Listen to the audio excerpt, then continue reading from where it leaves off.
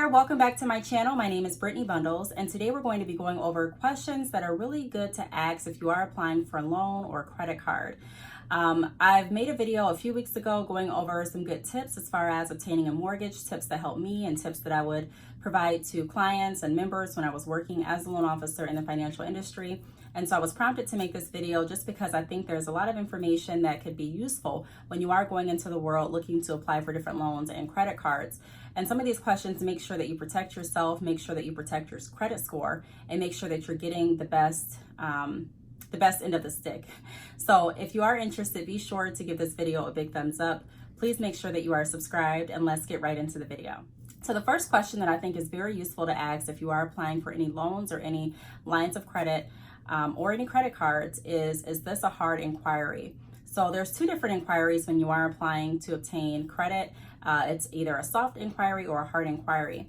And I'm just going to back up really quick and answer a question I got off my last video going over mortgage tips and how to get approved for a mortgage.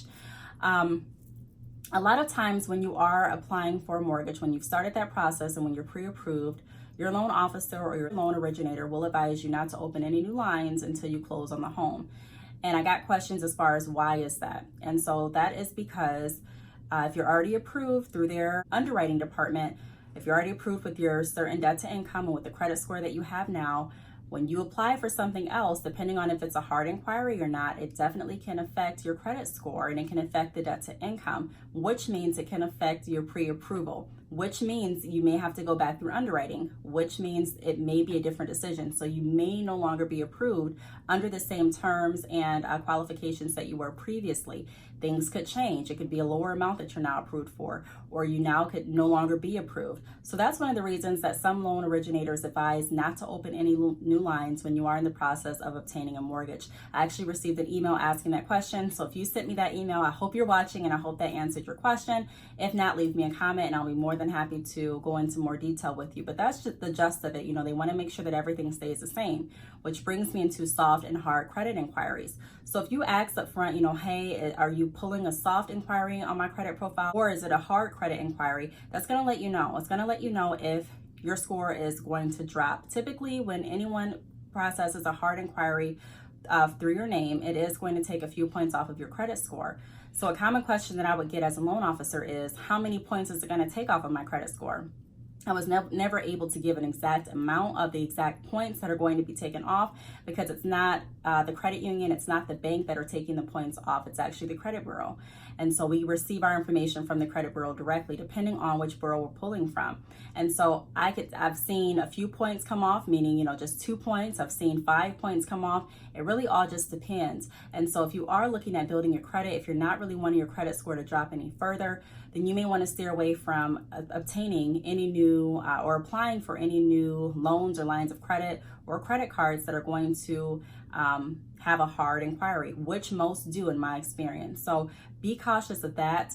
The next question that I would ask is, and I'm going to be looking to the side because I have my notes in front of me, is what score do I need to be approved? And also, what bureau are you using? So if you are looking to finance, let's say a TV, and you go up and you ask the sales representative that you're working with, hey, what score do I typically need to be approved? And they tell you up front, hey, we really don't approve anyone that has a 630 or lower. You have to be above 635 typically to get approved. And if you've already checked like your Credit Karma, if you've already checked the credit bureau, or let's say you've had your credit pulled last week and you know for a fact that your credit score is at 540, what you want to do is you want to ask, you know, what bureau are you pulling through? Because you may have had your credit pulled through Experian and they may be pulling through TransUnion, which have two different credit scores. Now, in my experience, typically the credit scores are going to be in the same ballpark. So I've never seen the difference in the credit scores be that drastic.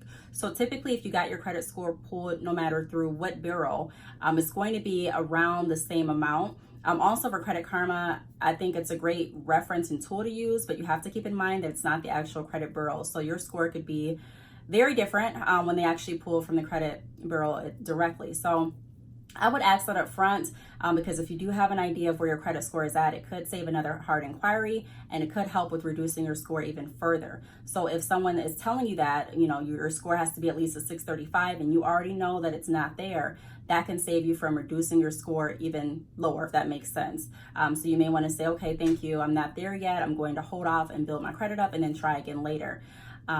So that's what I would ask, what bureau are you going through, and also what credit score do you typically see approved? The next question that I would ask is, how many times will you run my credit? This is especially important if you are applying for a vehicle. The first time that I went vehicle shopping, I was very, very young. I didn't really know too much about loans, finance options, anything like that. I just knew that I wanted a new vehicle. I wanted to go to this lot and drive off the same day. That's all I knew. And so you want to make sure that you're educating yourself when you do look for vehicles, on different vehicles, on warranties, on credit, on their process, just to make sure that you're getting the best bargain and the best deal. I can tell you, I was advised from my salesman that they were going to try and get me the best interest rate, which in my head, I'm like, wow, that's really nice of you.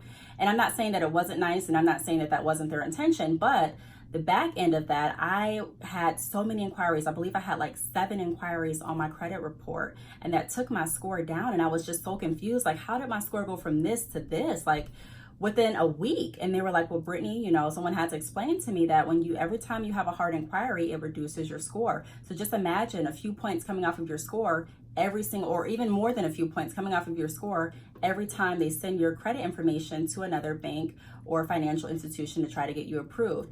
And the way that they kind of do it is they take your credit profile, they have you sign the paperwork, and they send your credit information to this bank, this credit union, this financial institution, and they all run a hard inquiry to see which one can give you the best interest rate, which one has the best terms for you. And although, you want to make sure you're getting the best interest rate, it also can have a very negative impact on your credit score. So it's okay to ask up front, how many credit bureaus, or how many, not credit bureaus, how many financial institutions are you sending my credit report to be pulled to?